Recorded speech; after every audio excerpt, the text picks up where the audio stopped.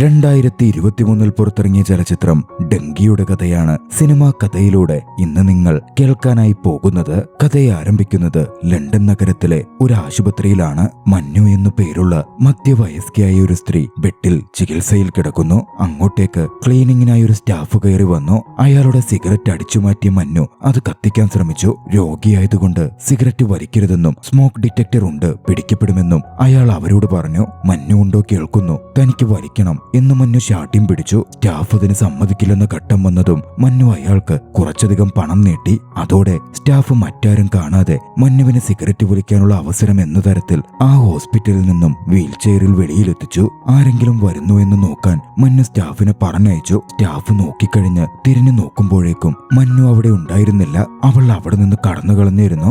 അവിടെ നിന്നും അതേ ഹോസ്പിറ്റൽ വേഷത്തോടെ മെട്രോയിൽ യാത്ര ചെയ്ത് മഞ്ഞു കയറി ചെന്നത് വലിയൊരു ലോ ഫേമിലേക്കായിരുന്നു. ഇമിഗ്രേഷൻ ലോയറായ പുരു പട്ടേലിന്റെ ഓഫീസിലേക്ക്. തന്റെ വിസയുടെ കാര്യം എന്തായി, തനിക്ക് ഇന്ത്യയിൽ പോകണം എന്ന് മഞ്ഞു പറഞ്ഞു. മഞ്ഞു അപ്പോൾ ബ്രിട്ടീഷ് പൗരയായി മാറിയിരുന്നു. മഞ്ഞുവിന്റെ ഇന്ത്യയിലേക്കുള്ള മടക്കം എളുപ്പമല്ലെന്നും കുറെ കോംപ്ലിക്കേഷൻസ് ഉണ്ടെന്നും മറ്റെങ്ങോട്ട് വേണമെങ്കിലും വിസ ലഭിക്കും, പക്ഷെ ഇന്ത്യയിലേക്ക് തിരികെ പോവൽ സാധ്യമല്ല, കുറേയധികം ടൈം എടുക്കും എന്നായിരുന്നു പട്ടേലിന്റെ മറുപടി. മഞ്ഞു അല്പം നിരാശയിലായി. ഒരു വിസയുമില്ലാതെ തന്നെ ഇന്ത്യയിൽ എത്തിക്കാൻ പറ്റുന്ന ഒരാളുണ്ട്, അതാരാണെന്നായി പട്ടേൽ. ഉടൻ അവൾ ആ പേര് പറഞ്ഞു, ഹർദയാൽ സിംഗ് ദില്ലോൺ, ഹാഡി. കഥ അവിടെ നിന്നും നേരെ ഹാഡിയിലേക്ക് തിരിയുന്നു. പഞ്ചാബിലെ ലാൾട്ടു എന്ന ഗ്രാമം. അവിടെ മുതിർന്ന മനുഷ്യരുടെ ഒരു ഓട്ടമത്സരം നടക്കുകയാണ്. കഴിഞ്ഞ കുറച്ചു തവണകളായി വിജയിച്ചുകൊണ്ടിരിക്കുന്നത് ഹാഡിയാണ്.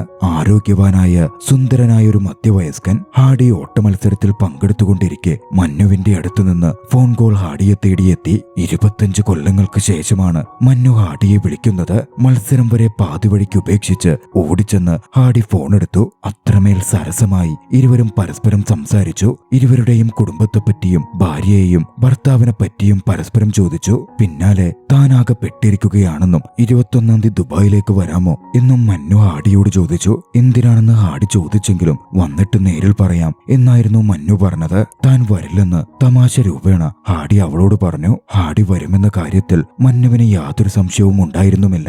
മഞ്ഞു അവിടെ നിന്ന് നേരെ പോയത് ലണ്ടനിലുള്ള തന്റെ 2 സുഹൃത്തുക്കളെ കാണാനായിരുന്നു, ബഗ്ഗുവിനെയും ബില്ലിയെയും. അവരോട് താൻ ഇന്ത്യയിലേക്ക് മടങ്ങിപ്പോവുകയാണെന്നും 21-ന് ദുബായിൽ പോകും, അവിടെ ഹാഡി വരുമെന്നും അവൾ അറിയിച്ചു. ഹാഡിയുടെ പേര് കേട്ടതും അവരും ഉത്സാഹത്തിലായിരുന്നു. അവരും ഇന്ത്യയിലേക്ക് പുറപ്പെടാൻ ഒരുങ്ങി നിൽക്കുകയായിരുന്നു. അവരുടെയും വിസയിൽ പ്രോബ്ലമുണ്ട്. മഞ്ഞുവിനൊപ്പം ദുബായിലേക്ക് പോകുവാൻ അവരും തീരുമാനിച്ചു. തങ്ങളുടെ ജോലികൾ ഉപേക്ഷിച്ചു. ബെല്ലി ലണ്ടനിൽ പഞ്ചാബ് ടൈലേഴ്സ് എന്ന ഷോപ്പ് നടത്തുകയായിരുന്നു. അവൻ ആ ഷോപ്പ് വിറ്റു. ബക്കി റെസ്റ്റോറന്റിൽ ജോലി നോക്കുകയായിരുന്നു. അവൻ ആ ജോലിയും ഉപേക്ഷിച്ചു. അവർ മൂവരും വൈകാതെ ഇന്ത്യയിലേക്ക് പോകുവാൻ ആഗ്രഹിച്ച് ദുബായിലേക്ക് പുറപ്പെട്ടു. കഥ അവിടെ നിന്നും ഒരു ഫ്ലാഷ് ബാക്കിലേക്ക് തിരിയുന്നു. 25 കൊല്ലങ്ങൾക്ക് മുമ്പ് 1995 അന്നീ മൂവർ സംഘം എങ്ങനെ ഇന്ത്യയിലേക്ക് പോവാൻ ആഗ്രഹിക്കുന്നു, അതിലേറെ ലണ്ടനിലേക്ക് പറക്കുവാൻ ആഗ്രഹിച്ചിരുന്നു. മൂവർക്കും ഓരോരോ പ്രശ്നങ്ങളും ഉണ്ടായിരുന്നു. മഞ്ഞുവിന്റെ പ്രോബ്ലം അവളുടെ വീടായിരുന്നു. വലിയ കൊട്ടാരം പോലുള്ള വീട്ടിൽ താമസിച്ചിരുന്ന അവൾ കുടുംബം കടക്കെണിയിൽ പെട്ടതോടെ അവിടെ നിന്ന് ഇറങ്ങിക്കൊടുക്കേണ്ടി വന്നു. വീടിന്റെ ഔട്ട് ഹൗസിലേക്ക് താമസം മാറ്റി. അത്രമേൽ ദാരിദ്ര്യമായതുകൊണ്ട് തന്നെ ഫർണിച്ചറൊക്കെ വിറ്റായിരുന്നു പലപ്പോഴും പണം കണ്ടെത്തിയിരുന്നത്. മഞ്ഞൊരു ഷോപ്പിൽ പൊറോട്ടയടിക്കുന്ന ജോലി നോക്കുന്നുണ്ട്. ബഗ്ഗുവിന്റെ പ്രോബ്ലം അവന്റെ അമ്മ ധരിച്ചിരുന്ന പാൻസ് ആയിരുന്നു. അച്ഛന് സുഖമില്ലാതെ ജോലിയിൽ പോവാൻ പറ്റാതായതോടെ അമ്മ അച്ഛന്റെ സെക്യൂരിറ്റി ജോലി ഏറ്റെടുത്തു. പാൻസ് ധരിച്ചായിരുന്നു അമ്മ പോയിരുന്നത്. ആളുകളൊക്കെ അമ്മയെ അങ്ങനെ നോക്കുന്നത് അവൻ ഇഷ്ടപ്പെട്ടിരുന്നില്ല.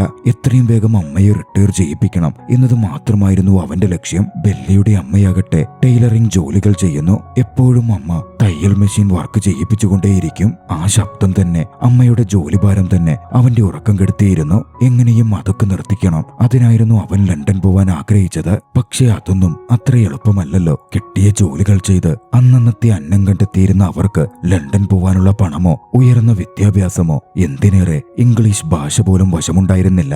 അന്നത്തെ കാലത്ത് അവിടെ നിന്ന് ഇംഗ്ലണ്ടിൽ പോയവരുടെ വീടിന് മുകളിൽ എയ്റോപ്ലെയിൻ പ്രതിമകളൊക്കെ സ്ഥാപിക്കപ്പെടുമായിരുന്നു. അതുപോലെ തങ്ങളുടെ വീടിന് മുകളിലും വരണം എന്നവർ ആഗ്രഹിച്ചുകൊണ്ടിരുന്നു. ലണ്ടൻ പോവാനുള്ള ആഗ്രഹം മൂത്ത് അവരൊരു ഏജന്റിന്റെ അടുത്തെത്തി. വിദ്യാഭ്യാസമോ മറ്റോ ഒന്നുമില്ലാത്തതിനാൽ ഒരാൾക്ക് ഇംഗ്ലണ്ടിലുള്ള ഒരു മതാമയെ വിവാഹം കഴിച്ച് സ്പൗസ് വിസയിൽ അങ്ങോട്ടേക്ക് പോകാമെന്നും മഞ്ഞുവിനെ ഇന്ത്യൻ ടീം ലണ്ടൻ ഒളിമ്പിക്സിൽ പോകുമ്പോൾ ആ ടീമിലേക്ക് തിരികെ കയറ്റി അങ്ങനെ പറഞ്ഞുവിടാമെന്നും ബഗ്ഗുവിനാകട്ടെ കള്ള ഡോക്ടർ സർട്ടിഫിക്കറ്റ് ഉണ്ടാക്കി ഡോക്ടർ എന്ന ലേബലിൽ വിദേശത്തേക്ക് അയക്കാമെന്നും ആ ഏജന്റ് വാക്കുകൊടുത്തു. പക്ഷേ പണത്തിന്റെ കാര്യം വന്നപ്പോൾ ഏജന്റ് കൈമലർത്തി. അവരുടെ പക്കൽ ആകെ ആകെ 15,000 രൂപയാണുള്ളത് എന്നായിരുന്നു പറഞ്ഞത്. ആ പൈസക്ക് ലണ്ടൻ പോവാൻ സാധിക്കില്ല എന്ന് പറഞ്ഞ ഏജന്റ് ഒഴിഞ്ഞു. നിരാശയോടെ അവർ ഇറങ്ങി വന്ന് മറ്റൊരു ഏജന്റിനെ കണ്ടുപിടിക്കാം എന്ന് പറഞ്ഞപ്പോൾ ഏജന്റ് പുറത്തേക്ക് വന്നു. അവസാനമായി എത്ര രൂപ എടുക്കാനുണ്ടാവും എന്ന് ചോദിച്ചു. അപ്പോഴായിരുന്നു ബക്കു തന്റെ പക്കൽ 1.5 ലക്ഷം രൂപയുണ്ടെന്ന് പറയുന്നത്. മമ്മിയുടെ ജീവിതത്തിലെ മുഴുവൻ സേവിങ്സ് ആണ് അതെന്നും അവൻ കൂട്ടിച്ചേർത്തു. ഏജന്റും ഒക്കെ റെഡിയാക്കാം എന്ന് വാക്കും പറഞ്ഞു. നാളെ പണമടച്ച് റെസിപ്റ്റ് വാങ്ങിക്കോളൂ എന്ന് പറഞ്ഞ ഏജന്റ് മന്നുവിനോട് റെസ്ലിംഗ് വിസയിൽ പോകുന്നതിനാൽ റെസ്ലിംഗിലെ 1-2 മൂവുകൾ പഠിച്ചു വെച്ചോളൂ എന്നും സൂചിപ്പിച്ചു. എങ്ങനെ റെസ്ലിംഗ് മൂവുകൾ പഠിക്കും എന്നറിയാതെ നിൽക്കുകയായിരുന്നു മന്നു. ആ സമയമായിരുന്നു ലാൽട്ടു എന്ന ആ ഗ്രാമത്തിലേക്ക് അയാൾ വന്നിറങ്ങുന്നത്. ഹാഡി എന്ന് വിളിപ്പേരുള്ള ex military officer, ex soldier Hardayal Singh Dhillon ലാൽട്ടുവിൽ ഒരാളെ അന്വേഷിച്ചെത്തിയതായിരുന്നു ഹാർഡി. 2 കാര്യമേ താൻ അന്വേഷിക്കുന്ന ആളെപ്പറ്റി ഹാർഡിക്ക് അറിയുകയുള്ളൂ. ഒന്ന്, അയാളുടെ കയ്യിൽ ഒരു ചീറ്റ പച്ചകുത്തിയിട്ടുണ്ട്. മറ്റൊന്ന്, ബോബിയുടെ ദാബ എന്ന കവർ. ബോബിയുടെ ദാബയ്ക്കടുത്താണ് അയാളുടെ വീടുള്ളത്. ഒരുപക്ഷെ ബോബിക്ക് അയാളെ പരിചയമുണ്ടായിരിക്കാം. ബോബിയോട് അന്വേഷിക്കാം എന്ന് കരുതിയാണ് ഹാഡി അങ്ങോട്ടേക്ക് എത്തുന്നത്. ബോബിയുടെ ആ ദാബയിലായിരുന്നു മന്നു ജോലി നോക്കിയിരുന്നതും. ഹാഡി എത്തുമ്പോൾ അങ്ങോട്ടേക്ക് എത്തിയിരുന്ന ബോബി മന്നുവിനെ പരിഹസിക്കുകയും അപമാനിക്കുകയുമായിരുന്നു. മന്നുവിനെയും അവിടുണ്ടായിരുന്ന അവരുടെ കൂട്ടുകാരെയും ആര് ലണ്ടനിലേക്ക് കയറ്റാനാണ് എന്നൊക്കെ പറഞ്ഞ് അയാൾ പരിഹസിച്ചുകൊണ്ടേയിരുന്നു. പരിഹാസം ഒരു പരിധി കഴിഞ്ഞതും മന്നു അതിനെതിരെ പ്രതികരിച്ചു. അയാളുടെ കടയിലെ ജോലിയും വിടുകയാണെന്ന് പറഞ്ഞു. അത് കണ്ട് ദേഷ്യത്തിൽ ഇഷ്ടപ്പെടാതെ ബോബി മന്നുവിനെ തല്ലാൻ ചെന്നതും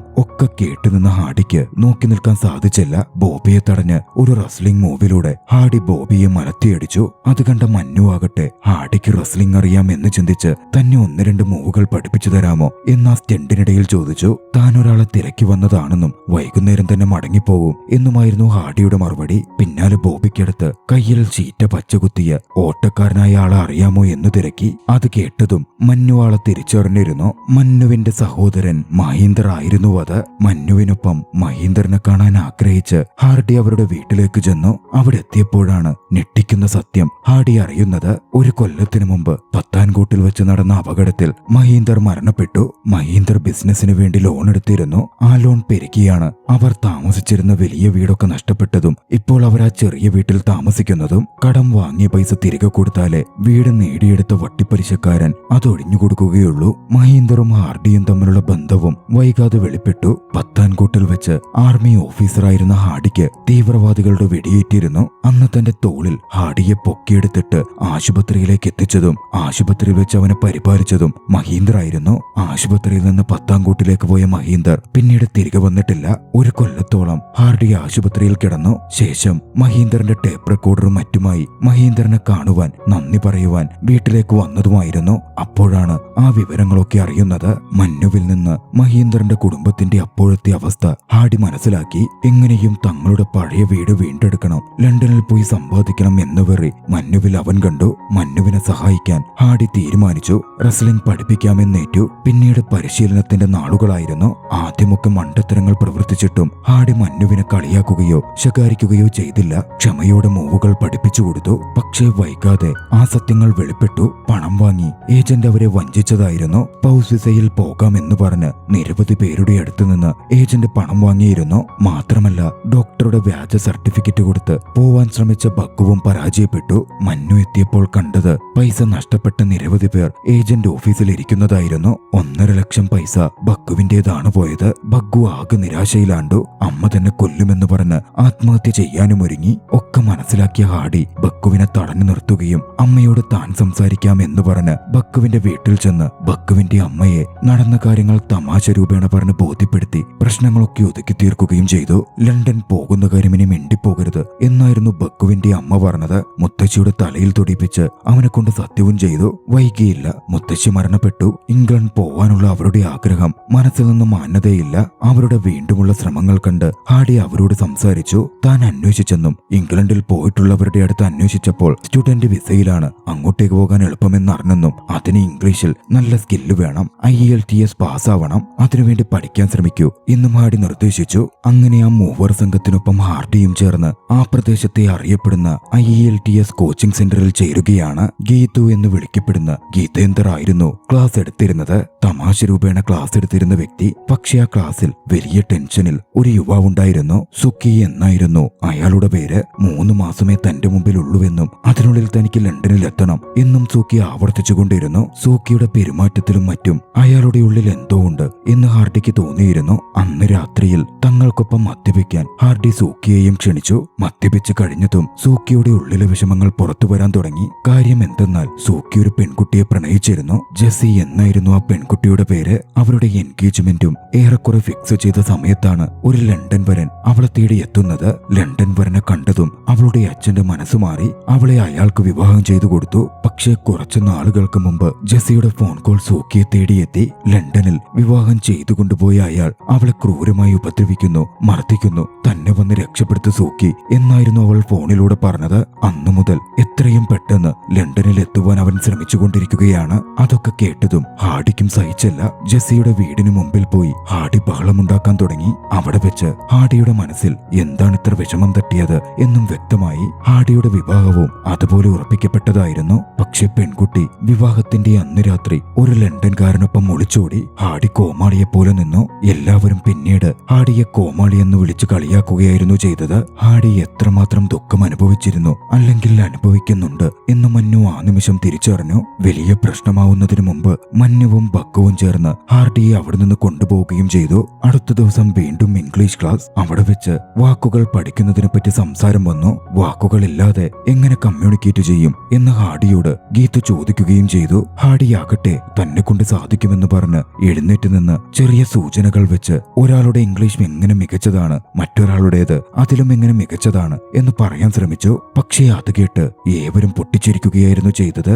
ഗീതു അടക്കം ഹാഡിയെ പരിഹസിച്ച് ചിരിച്ചു. കോമാളി എന്നും വിളിച്ചു. കോമാളി എന്ന വിളി ഹാഡിയെ മാനസികമായി തകർക്കുന്നതായിരുന്നു. മന്നു അത് തിരിച്ചറിഞ്ഞു. മന്നു എഴുന്നേറ്റ് നിന്ന് ഏവരോടും നിശബ്ദരാകാൻ പറയുകയും, ശരിയാണ്, അദ്ദേഹത്തിന് ഇംഗ്ലീഷ് അറിയില്ലായിരിക്കും. പക്ഷേ ഒരു അധ്യാപകൻ ഇങ്ങനെ പരിഹസിക്കുകയല്ല വേണ്ടത്. അദ്ദേഹം റെസ്ലിംഗിൽ മികച്ച കോച്ചാണ്. നിങ്ങളൊന്ന് റെസ്ൽ ചെയ്തു നോക്ക്. എല്ലാം എല്ലാവർക്കും അറിയണമെന്നില്ലല്ലോ. എന്റെ റെസ്ലിംഗ് കോച്ച് ആയിരുന്നപ്പോൾ എനിക്കറിയില്ലായിരുന്നിട്ടും ഞാൻ മണ്ടത്തരം പ്രവർത്തിച്ചിട്ടും അദ്ദേഹം എന്നെ അപമാനിച്ചിട്ടില്ല, പരിഹസിച്ച് ചിരിച്ചിട്ടില്ല.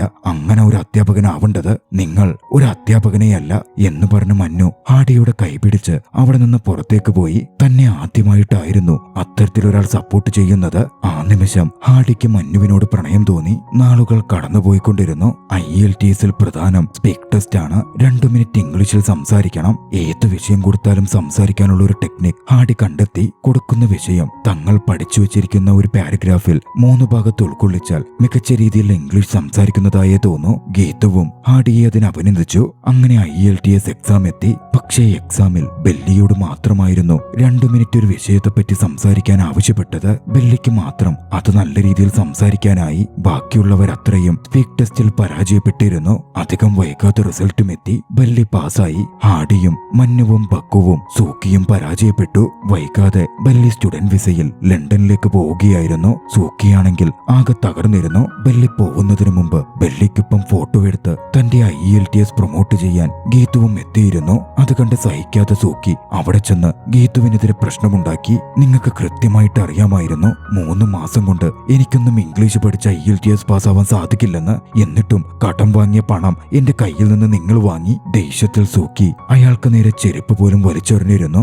മനസ്സ് തകർന്ന സൂക്കിയുടെ വാക്കുകൾ ഗീതുവിന്റെ മനസ്സിൽ തന്നെ കൊണ്ടിരുന്നു. സൂക്കിയെ ഹാഡി അവിടെ നിന്ന് പിടിച്ചുകൊണ്ടുപോയി. ശേഷം മാറ്റി നിർത്തി പോവുന്ന ബെല്ലിക്കടുത്ത് ജെസ്സിയെ പറ്റി അന്വേഷിച്ച് വിവരം നൽകാൻ താൻ പറഞ്ഞിട്ടുണ്ട്. നീ ഒന്ന് ക്ഷമയോടെ കാത്തിരിക്ക്, ബെല്ലി അവളെ രക്ഷപ്പെടുത്തിവിടും എന്ന് സൂക്കിയോട് പറഞ്ഞു. സൂക്കിക്ക് അപ്പോഴായിരുന്നു സമാധാനമായത്. അന്നു മുതൽ സൂക്കി ബെല്ലിയുടെ ഫോൺ വരുന്നതും കാത്ത് ഫോൺ ബൂത്തിന് മുമ്പിൽ കാത്തിരുന്നു. 2 ദിവസം കഴിഞ്ഞ് ഗീതു അവരെ കാണാനെത്തി. സൂക്കിക്കടുത്ത് ആ സമയം ഹാഡിയും മന്നുവും ഒക്കെ ഉണ്ടായിരുന്നു. സൂക്കി പറഞ്ഞ വാക്കുകൾ തന്റെ മനസ്സിലാണ് കൊണ്ടതെന്നും സൂക്കിക്ക് ലണ്ടനിൽ പോകാൻ താൻ വഴിയൊരുക്കിയിട്ടുണ്ട് എന്നും ഗീതു പറഞ്ഞു. എന്തു വഴിയാണുള്ളതെന്ന് ചോദിച്ചപ്പോൾ ഡെങ്കി എന്നായിരുന്നു ഗീതു അതിന് മറുപടി പറഞ്ഞത്. ഡെങ്കിയായി പോകുന്നവർ 25% ലക്ഷ്യസ്ഥാനത്തെത്താറുള്ളൂ എന്നും അയാൾ കൂട്ടിച്ചേർത്തു. അതിനുവേണ്ട പണവും താൻ അടച്ചിട്ടുണ്ട് എന്നും ഗീതു പറഞ്ഞു. ഡെങ്കി എന്ന് പറയുന്നത് ഇല്ലീഗൽ ഇമിഗ്രൻസ് ആയി രാജ്യങ്ങൾ കടന്ന് യാത്ര ചെയ്ത് ലണ്ടനിലേക്ക് എത്തിച്ചേരുന്നതിനെയാണ്.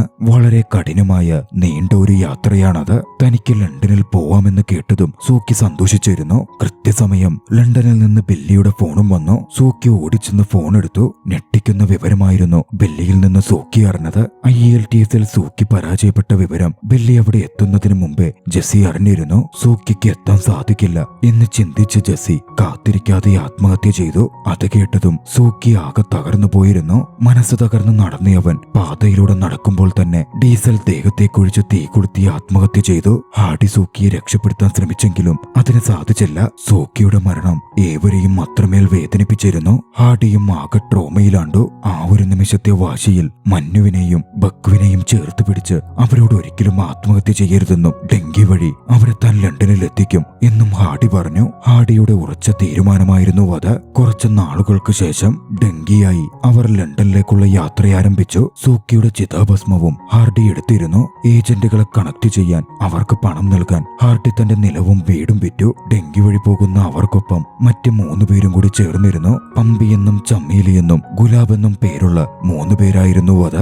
യാത്ര തുടങ്ങിയാൽ ലണ്ടനിലെത്തി ഇനി എന്ന് തിരിച്ചു വരാൻ കഴിയും എന്നറിയില്ലാത്തതിനാൽ പോകുന്നതിനു മുമ്പ് ചമേലി ഇന്ത്യയിലെ കുറച്ചു മണ്ണ് തന്റെ കയ്യിലെ ഒരു ഡബ്ബയിലെടുത്തു. ദാരിദ്ര്യത്തിൽ നിന്ന് രക്ഷപ്പെടാൻ ജീവിതം തേടിയുള്ള അവരുടെ കഠിനയാത്ര അവിടെ തുടങ്ങുകയായിരുന്നു. പാകിസ്ഥാനും അഫ്ഗാനിസ്ഥാനും പിന്നിട്ട് ഇറാനും തുർക്കിയും താണ്ടി വേണമായിരുന്നു അവർക്ക് ഇംഗ്ലണ്ടിൽ എത്തിച്ചേരുവാൻ. ആദ്യഘട്ടം പാകിസ്ഥാനിലേക്ക് കടക്കലാണ്. ഒരു നദി ക്രോസ് ചെയ്ത് വേണമായിരുന്നു അവർക്ക് അങ്ങോട്ടേക്ക് എത്തുവാൻ. മലയിടുക്കിലൂടെയുള്ള നദി, മുകളിൽ ഒരു വാച്ച് ടവറുമുണ്ട്. രാത്രി മുഴുവൻ ആ നദിക്കടിയിലൂടെ നടന്നായിരുന്നു അവർ കരയിലെത്തിയത്. അതൊരു തുടക്കം മാത്രമായിരുന്നു. കഠിനമായ യാത്രയുടെ തുടക്കം. അടച്ചുപൂട്ടിയ ശീതീകരിക്കപ്പെട്ട കണ്ടെയ്നറിലും ലോറികളിലും അവർ യാത്ര ചെയ്തു. വിജനമായ പാതകൾ താണ്ടി പലപ്പോഴും വെടിയുച്ചകളും കൊല്ലപ്പെടുന്ന ആളുകളുടെ നിലവിളിയും കേട്ടു. 2 മാസത്തോളം പിന്നിട്ടിരുന്നു. പാകിസ്ഥാനും അഫ്ഗാനിസ്ഥാനും പിന്നിട്ട് അവർ ഇറാനിൽ എത്തിച്ചേരുവാൻ.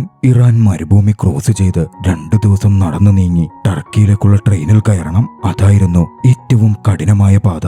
മരുഭൂമിയിലൂടെ നടക്കുമ്പോൾ പട്ടാളക്കാർ അവരെ പിടികൂടി. ചമേലി വല്ലാതെ ഭയന്നിരുന്നു. പട്ടാളക്കാരന് നേരെ ചമേലി കൈകൂപ്പിയപ്പോൾ അവരോട് ഓടിപ്പൊക്കോളാൻ പട്ടാളക്കാരന്റെ ലീഡർ പറഞ്ഞു. പമ്പിയും ചമ്മേലിയും ഗുലാബും അതോടെ ഓടാൻ തുടങ്ങി. ഓടരുതെന്ന് ഹാഡി പറഞ്ഞെങ്കിലും അവർ കേട്ടില്ല.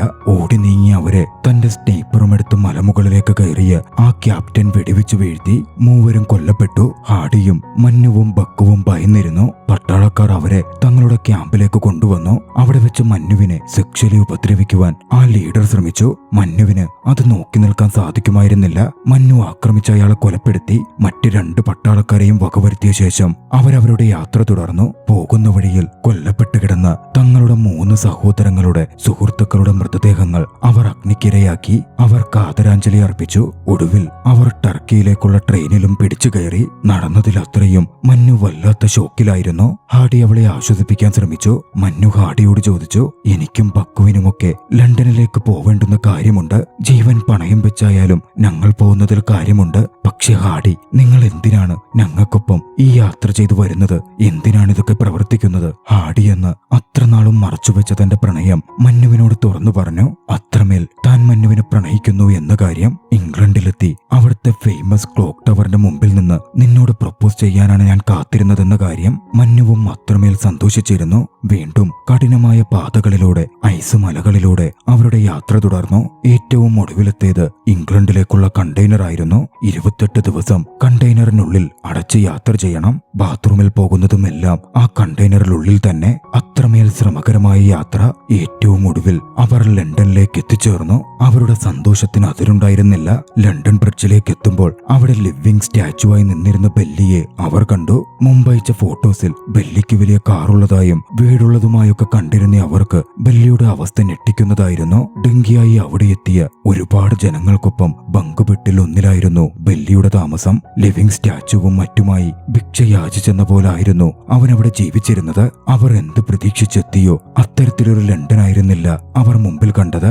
ഓരോ നിമിഷവും പോലീസ് പിടിക്കുമോ എന്ന് ഭയന്ന് കഴിഞ്ഞിരുന്ന ഒരു കൂട്ടം ഇല്ലീഗൽ ഇമിഗ്രൻസ്. ജീവിക്കാൻ കാണകഴുകൾ മുതൽ കക്കൂസുകഴുകൾ മുതൽ ഭിക്ഷയാചിക്കൽ വരെ ചെയ്തു പോന്ന ഒരു സമൂഹം. ഹാഡി ബില്ലിയെ വിളിച്ച് എന്തിനാടോ കളവ് പറഞ്ഞത്, എന്തിനാ കള്ള ഫോട്ടോസ് നാട്ടിലേക്ക് അയച്ചത് എന്നൊക്കെ ചോദിച്ചു. ബില്ലി കണ്ണീരോടെ തന്റെ തന്റെ മുമ്പിൽ മറ്റെന്തു വഴിയാണുള്ളത് എന്നായിരുന്നു ചോദിച്ചത്. തനിക്ക് കിട്ടിയ സ്റ്റുഡന്റ് വിസ പറ്റിപ്പായിരുന്നത്രേ. ഇവിടെ എത്തിയപ്പോഴാണ് എല്ലാം അറിയുന്നത്. ജീവിക്കാൻ മറ്റു വഴികളില്ലാതെ ഓരോരോ പണികൾ ചെയ്യാൻ തുടങ്ങി. താൻ ഇവിടെ ഭിക്ഷ യാചിക്കുകയും കക്കൂസ് കടുകയും ഒക്കെ ചെയ്താണ് പണം അയക്കുന്നത് എന്നറിഞ്ഞാൽ നാട്ടിലുള്ളവർ പണത്തിൽ തൊടുമോ? മാത്രമല്ല ഫോൺ വിളിച്ചപ്പോൾ മോൻ ലണ്ടനിലായതുകൊണ്ട് മാത്രം അമ്മയുടെ വാക്കുകൾ ഇപ്പോൾ ബന്ധുക്കൾ കേൾക്കുന്നതായും മറ്റും ബെല്ലിയോട് പറഞ്ഞു. ആ അമ്മയോട് എങ്ങനെയാണ് താൻ തന്റെ അവസ്ഥ പറയുക?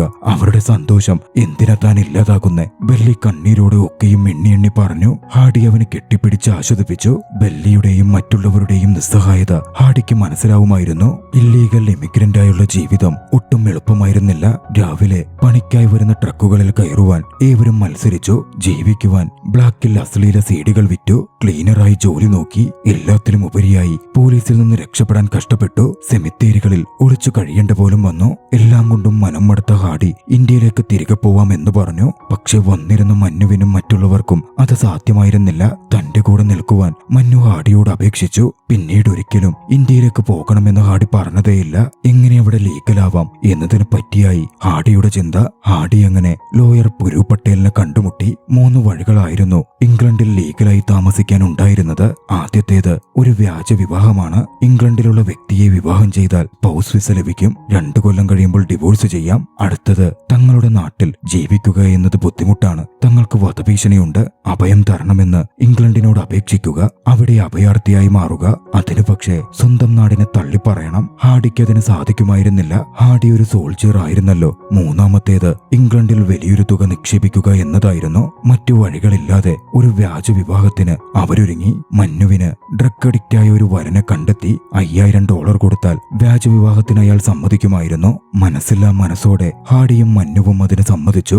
ആദ്യം മന്നു അവിടെ ലീഗലാവട്ടെ എന്നായിരുന്നു അവർ ചിന്തിച്ചത്. പള്ളിയിൽ വിവാഹ ചടങ്ങുകൾ നടന്നു. വിവാഹം കഴിഞ്ഞതും വധൂവരന്മാർ പരസ്പരം ചുംബിക്കണമായിരുന്നു. പക്ഷെ അതിന് മന്നുവിന് സാധിക്കുമായിരുന്നില്ല. വധൂവരന്മാർ ചുംബിച്ച് അതിന്റെ ഫോട്ടോ പകർത്തിയാലേ അത് ലീഗലായി കോടതിക്ക് മുമ്പിൽ എത്തിക്കാൻ സാധിക്കൂ. ഡ്രഗ് അഡിക്റ്റായ വ്യക്തി മന്നുവിനെ ചുംബിക്കാൻ വന്നതും മന്നു എതിർത്തു. വിവരമറിഞ്ഞ ഹാഡിയും ആ ഡ്രഗ് അഡിക്റ്റിനെ തല്ലി. അതോടെ അവിടെ വലിയ കലഹമായി. അച്ഛൻ പോലീസിനെ വിളിച്ചു. പോലീസ് എത്തി ഏവരെയും അറസ്റ്റ് ചെയ്തു. അതൊരു വ്യാജ വിവാഹമാണ് എന്ന് തെളിയിക്കപ്പെടുകയും കൂടി ചെയ്തതോടെ എല്ലാവരും ജയിലിൽ അടയ്ക്കപ്പെട്ടു. അവരുടെ വക്കീൽ പുരു പട്ടേൽ വീണ്ടും അവരെ കാണാനെത്തി. ഇനിയുള്ള ഒരേ ഒരു വഴി ഇംഗ്ലണ്ടിനോട് അഭയാർത്ഥിയായി അഭയം ചോദിക്കലാണ് എന്ന് അയാൾ പറഞ്ഞു. ജഡ്ജിക്ക് മുമ്പിലെത്തുമ്പോൾ തങ്ങളുടെ ജീവന് ഭീഷണിയുണ്ടെന്നും സൂക്കി മരണപ്പെട്ടത് അത്തരത്തിലാണെന്നും തങ്ങൾക്ക് അഭയം തരണം എന്നും അപേക്ഷിക്കുവാനും പട്ടേൽ അവരോട് നിർദ്ദേശിച്ചു. അങ്ങനെ അവരെല്ലാവരും ജഡ്ജിന് മുമ്പിലെത്തി. ആദ്യം വിളിക്കപ്പെട്ടത് ഹാഡിയായിരുന്നു. ഹാഡി ജഡ്ജിനോട് യാഥാർത്ഥ്യങ്ങളും സത്യങ്ങളും പറഞ്ഞ് ഓപ്പണായി സംസാരിച്ചു. ദാരിദ്ര്യം കൊണ്ടാണ് ഇങ്ങോട്ടേക്ക് എത്തിയതെന്നും ഇല്ലെങ്കിൽ ആരാണ് സ്വന്തം രാജ്യവും കൂട്ടുകാരെയും ബന്ധുക്കളെയും ഒക്കെ വിട്ടുപോരാൻ മരണം മുന്നിൽ കണ്ട് യാത്ര ചെയ്യാൻ തയ്യാറാവുന്നത് എന്നൊക്കെ അവൻ വ്യക്തമായി സംസാരിച്ചു. ഹാഡിയുടെ വാക്കുകൾ ആരുടെയും നെഞ്ചിൽ തറയ്ക്കുന്നതായിരുന്നു. ജഡ്ജിനും ആ വാക്കുകളിൽ സത്യവും ജീവിത യാഥാർത്ഥ്യങ്ങളും തോന്നിയെങ്കിലും അവിടുത്തെ നിയമം വെച്ച് അവരെ അവിടെ തുടരാൻ അനുഭവിക്കുവാൻ അഭയാർത്ഥി എന്ന ഒരേ ഒരു വഴിയേ ഉണ്ടായിരുന്നുള്ളൂ.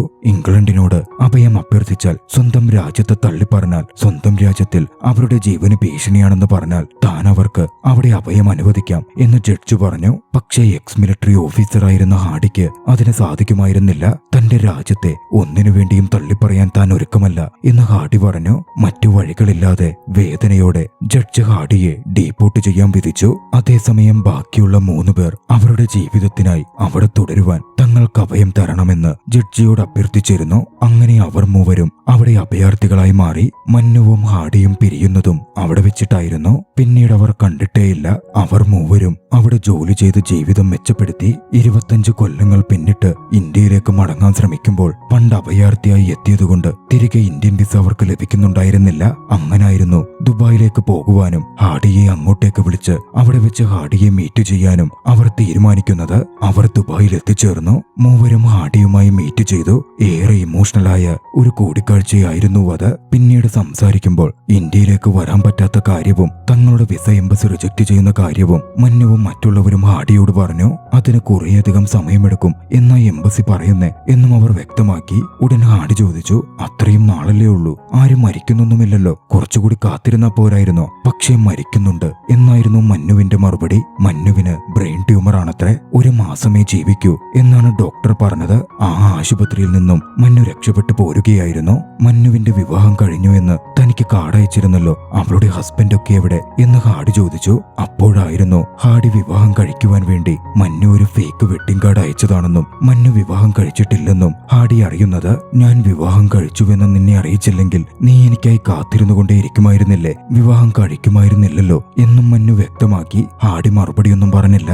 മന്നുവിന്റെ രോഗവിവരം ഹാഡിയെ തകർക്കുന്നതായിരുന്നു. ഹാഡി പൊട്ടിക്കരഞ്ഞു.